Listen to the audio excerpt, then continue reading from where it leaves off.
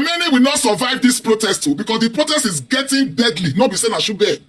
The people now are now saying death to Ayatollah, death to dictatorship, and they are not even putting the name of Donald Trump in some streets in Iran and calling for Donald Trump to come and save them. That if Donald Trump did not come on time, that this man is going to buy all of them. Why made this man buy all of them? This is the same America. They are saying death to America, death to Israel. But the people know the truth. The people knew very well that these people are not really their problem. Their problem is their leader. And the country is collapsing. In fact, the riot is not ready to stop at all. Everywhere is burning. Before we continue, let's listen to this news and let's see the way the Iranian government is still talking about its plan B of leaving the country. Your aim now is to run away because he knows that what he don't do, the people where he don't kill, Donald Trump is coming for him very, very soon. Donald Trump is coming very, very soon. But Donald Trump, they make empty threats. When he talk, I mean, and the people of Iran are so pleased to welcome him that he should come and help them and save them from the hands of Ayatollah. Welcome to the 700 Club. Thanks so much for joining with us. The Iranian regime's grip is unraveling. That's the assessment of Republican lawmakers on the House Foreign Affairs Committee. President Trump is warning the regime not to crack down on protesters or the U.S. may intervene. Meanwhile, the Ayatollah reportedly has a backup plan to flee the country. CBN's Paul Strand reports. Massive protests across Iran have entered their 11th day. At least 36 people have died, and the regime's arrested more than 2,000 protesters. In a message on social media, Iranian Crown Prince Reza Pahlavi, the son of the deposed Shah, challenged Iranian security personnel to decide if they will choose to protect the regime or the people of Iran. While other uprisings against the mullahs have been stamped out, Hormoz Shariat of Iran Alive Ministries tells CBN News these may last longer. Iran's plummeting economy now threatens the very survival of its citizens as they can't afford food or life-saving medicines. That's just heartbreaking when a family, their loved one is dying and they can't afford a $30, $40 medicine that can save their loved one and they die. In a social media post, Republican members of the House Foreign Affairs Committee wrote, "Anti-regime protesters are rising up and claiming entire cities. Iranians have had enough of the tyrannical Ayatollah and his murderous mullahs. The Iranian regime's grip is unraveling." President Trump has repeatedly warned the U.S. may intervene if the regime starts killing protesters.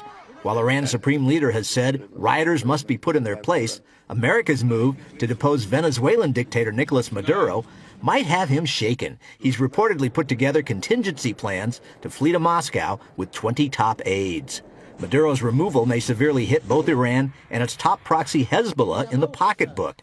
Trade with the South American nation has long let the Iranian regime bypass crippling sanctions. And Hezbollah used Venezuela to raise funds through its ties to criminal gangs and narco-terrorists there. This is something that the United States has been tracking and trying to push back against for quite some time. And hopefully this strike will reduce the ability of Hezbollah to operate in the region. Meanwhile, Israel's prime minister says a top priority with President Trump is keeping a lid on Iran's ambition to build nuclear weapons. The two discussed the matter at their recent summit in Florida. We reiterated our common position of zero enrichment and the need to remove the 400 kilograms of enriched material from Iran and to monitor the sites with close and real supervision. New York City's Islamist mayor alarmed Jews and their supporters on his first day in office when he immediately revoked policies the former mayor enacted to support Israel. The city has seen a dramatic rise in anti-Semitic hate crimes in recent years. Despite this, Zohran Mamdani claims his leadership won't endanger the Jewish population in his city. Protecting Jewish New Yorkers is going to be a focus of my administration. But Israel's foreign ministry shot back on X that Mamdani's new actions contradict his words, writing, "This isn't leadership, it's anti-Semitic gasoline on an open fire." Paul Strand, CBN News. Well, Israeli ambassador to the United Nations, Danny Danon, joins us now from New York. Welcome back to the show. Thank you for having me again, Gordon. Let's talk about Iran, and we've seen protests over the years, and I thought at one point we would see a change in the government, but then they unleashed snipers on the protesters and effectively shut it down. Is this one for real? Are we really going to see a change in the government? We definitely hope so. We look at what's happening in Tehran and other cities. And we are saying directly to the people of Iran, we hear your voices, we feel your pain, we share your hope for a better future. And we know that, the people of Iran, they suffer from this regime. And they are courageous, they are brave, they are paying a very painful price for their freedom. And we hope that for now, we'll see a change.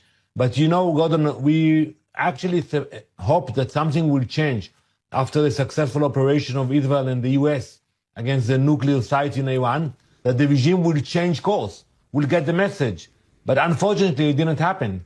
They continued with the will to build ballistic missiles and the desire to obtain nuclear capabilities and taking the resources from the people of Iran in order to build weapons of mass destruction. So, we are watching what's happening. The U.S. watches what's happening, but also the people of Iran, they are fed up with that.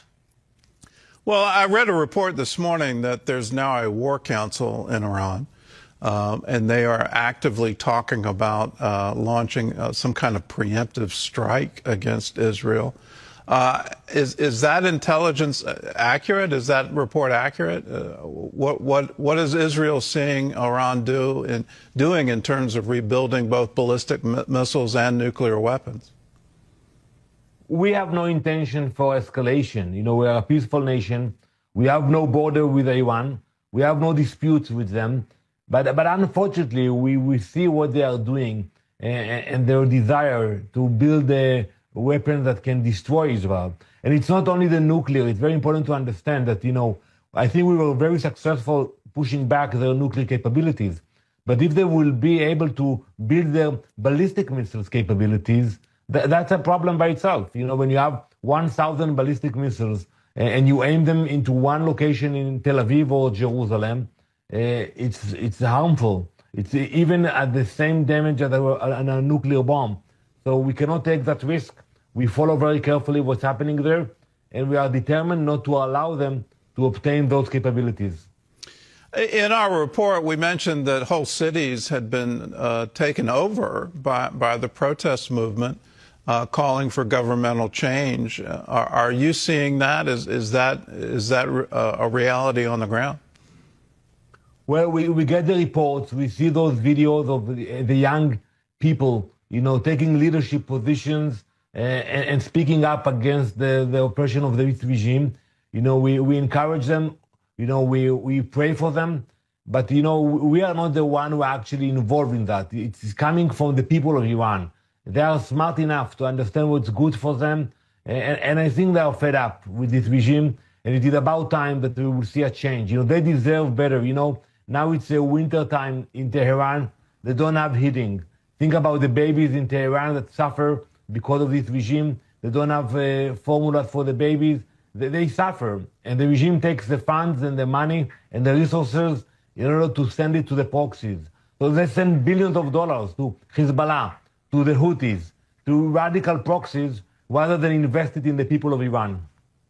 Well, let's turn our attention to Venezuela. Delcy Rodriguez, the interim president, called the U.S. military action removing Maduro a Zionist attack.